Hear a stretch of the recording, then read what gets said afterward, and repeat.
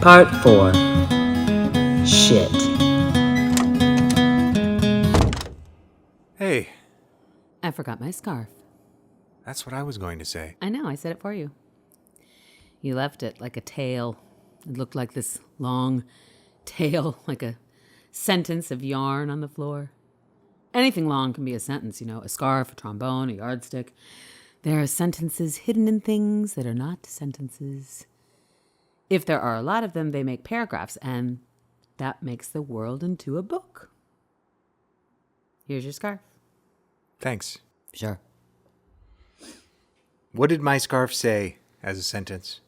It said, if you'll be my bodyguard, I can be your long-lost pal. Why am I soft in the middle? Why am I soft in the middle when the rest of my life is so hard? I need a photo opportunity. I want a shot of redemption. Don't want to end up a cartoon in a cartoon graveyard. A bone digger. Who will be my role model? Now that my role model is gone. She crept up down the alley sheep.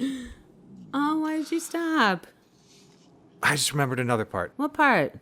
She said, losing love is like a window in your heart. Everybody sees you're blown apart. Everybody sees the wind blow. That's why it's good you have your scarf back. It can be your bodyguard and help you with the wind. You can call it Al. Right. Somebody could walk into this room and say your life is on fire. Breakdowns come, breakdowns go. Scarves too, I guess. And cheeks. Cheeks? Well, Dizzy Gillespie's cheeks.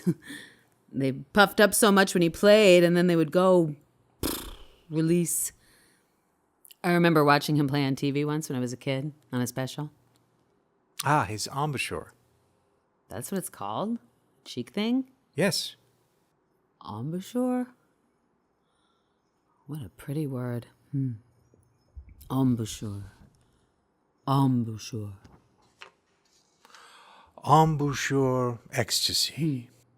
It sounds like a French word. It is. Embouchure elevator. Everything would be so much better in French. And also, if we were French, everything would be romantic and sophisticated. Everything would be beautiful and smell so fragrant. And there would be croissants. Really? Yes. It would be like butter, and everything French has butter in it, and butter is such a lavish substance. It is. Butter, elevator, embouchure. What else? Nothing. Nothing else. I feel like you want to say things. Say things before I leave. You can. You can say things if you want to. I want to tell you that I always spell the word available wrong. So I probably never will actually be available until I can at least spell it. But you know what? Maybe that's not true. I mean, babies are cute before they can spell cute. They are everything before they know anything. Good point. I also want to ask you if you know anything about power strips, because I've been wondering how long the longest ones are, how many outlets or USB ports they have on them, because a long one would be like a sentence too, right? Sure. I want to get a bunch of them, long ones, really long power strips with at least 20 outlets or ports on each. And I want to offer people outlets to plug their items into when they are in spaces with a short supply of outlets, like in cafes or airports, in outlet-deprived places. That's a nice idea. Public hammocks, too. There should be public hammocks that a lot of people can fit on and swing in. They should be made from socks without matches. They should be sewn together in communal sewing circles. They should be hung in parks. There should be foam pool noodles in puddles after it rains so that they are sticking up to look like straws, because that would be entertaining to see. And public mailboxes should have peepholes so you can gaze into the dark. All stairs should have eyes painted on them so they can stare at you as you go up and down the stairs. And performances of Rhonda Thomas plays should never suck. Her long monologue plays should not be done by an armed robber prisoner narcissist who glorifies having been a criminal and a jerk and doesn't show any of the sorrow and longing and sadness in that heartbreaking thing. Wait, what? He said in the interview after the thing that Rhonda didn't like it either and said it was overdone and pretty much completely wrong, and he laughed about it. Like he knew best. Better than Rhonda Thomas even, but he ruined it. And then he acted like this cute, coy little naughty boy, and the audience just ate it up. And he just made this dopey, dumb look. And you know what else? What? He drank through the whole interview from a flask. Oh. And there were these video clips of him in other Rhonda Thomas plays when he was in jail and when he was in other plays in Denmark or something. And there were a bunch of pretentious assholes there. What are you talking about? A Rhonda Thomas monologue play, Plumbed Lament. I went with Poop Guy. Poop Guy? Poop Guy's back. Yeah, he had tickets. He invited me. He remembered I liked stuff. That's hilarious. What is? That you went to see something called Plumbed Lament with Poop Guy. Get it? Plumbing? Are you for? It's funny. I guess. Did Poop Guy like it? I don't know. He was making chewing sounds. Weird. Yeah. So, the actor, you're saying he was in prison? Yeah, a long time ago. Some kind of famous criminal actor. Pretentious fuck. Totally. You love it when I agree with you. I do. I really do. I hate Devil's Advocate. It's the devil. I'm Angel's Advocate. Angels in the architecture, scattering in infinity. I swear anybody could have done it better than him. Anyone. Really? Yeah. Huh. But you know what? Maybe I'm wrong. Maybe he was brilliant. Maybe he was amazing and spectacular, or maybe he just had a shitty night. He did some of her work in prisons, you know, that's a cool, good thing, right? You know, like maybe if I came back the next night, I would have loved it. Maybe I'm the jerk. Maybe it was Poop Guy's fault, or maybe I took out my disgust with Poop Guy on the actor. What do I know?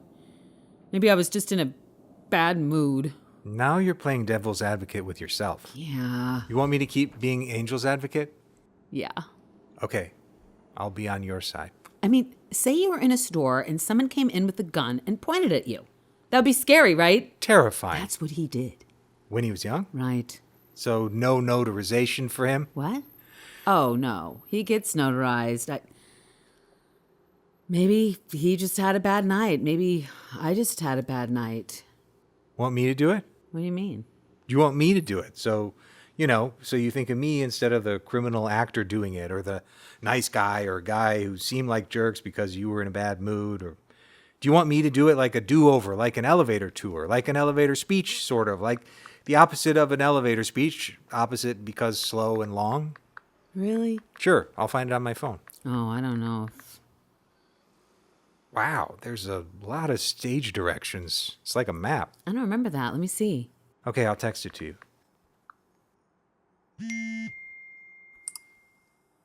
Wow. This is hard. If you want, I can just... Just say this part, okay? If you want, you can tap your foot here and there with it, like another voice, a little. Okay. Is that the way he did it? No, he didn't do it that way. But it's in the script. Got it. Just say it regularly, okay? Not show-offy. Just listen to it as you say it. Just be real. Okay. Ready? Sure. Tell me if it's not right, okay? Just tell me if it's crap, and if it is, I'll do it again. No, I trust you. Just read it. Just read it. We have learned that there are gigantic chunks of land called continents and numbers that have names, composite and prime and ordinal. A cardinal is a red bird. Everything means something. I discover gold, goldfish, a forest, a second moon, all through the holes of various guitars. I can love someone wearing orange shorts. I can love a giant dog with a silver chain and a woman with a visor handing out leaflets. You can be 1 part anxiety and 3 parts sorrow. We can be a pile of black licorice and a documentary. We can reek of beauty, tenderness, and trying. Words to repeat. Compendium, pandemonium, symbolism, lymph. We can love a runner running, a carton of eggs, a neon kite. We can love whatever we like. Yes. Good? Perfect. Thank you. Again? Really? Sure. Okay. We have learned that there are gigantic chunks of land called continents and numbers that have names, composite and prime and ordinal. A cardinal is a red bird. Everything means something. I discover goldfish, a forest, a second moon, all through the holes of various guitars. I can love someone wearing orange shorts. I can love a giant dog with a silver chain and a woman with a visor handing out leaflets. You can be 1 part anxiety and 3 parts sorrow. We can be a pile of black licorice and a documentary. We can reek of beauty, tenderness, and trying. Words to repeat, compendium, pandemonium, symbolism, lymph. We can love a runner running, a carton of eggs, a neon kite. We can love whatever we like. Wow. Yep, that's it. That's a good way to do it. Thanks so much for letting me stay here, Ruth. You're not ruthless. You have good Ruth. Hence your name. Well, I like how you will, because your name is Will, not won't. I'm glad I will and did. I think I'm going to paint in here. I don't know what color yet, but I think it might help. And after that, I'll unpack the books and the dishes, and then, who knows? Curtains, couch. Maybe. Oh, we can love a runner running, a carton of eggs, a neon kite. We can love whatever we like. God, he really messed that part up. What I mean is, in my opinion, he messed it up. So is it just too melodramatic or forced? Yeah, exactly.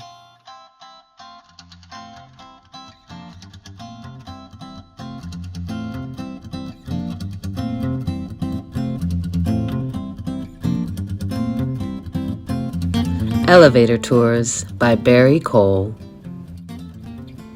Starring Cullum O'Reilly and Carolyn Herdeman. Recorded and edited by Paul Brennan. Illustrated by Jules Darling.